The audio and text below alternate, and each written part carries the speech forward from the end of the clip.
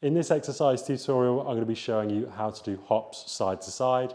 This isn't going to be the single leg version. We're going to be using both legs in this example. And the first thing that I want you to do is you're going to set up something as a marker. I've got some TheraBand here, and that's going to mean that for me, I can't touch this TheraBand. I'm going to have to jump over it and back to my original start position without having any contact with it.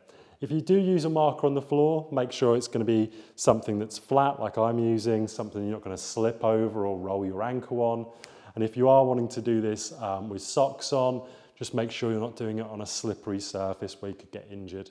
So what I want you to do is start off at hip width apart with your feet facing forwards.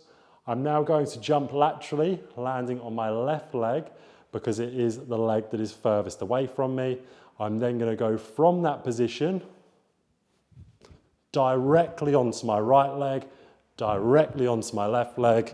And as I'm doing this, I'm trying to stabilize before I jump back. So it's not a quick motion like this. Stabilize, back, stabilize, back. Just make sure you're getting your balance at all times so you take away the risk of the exercise. And that is how to do side-to-side hops.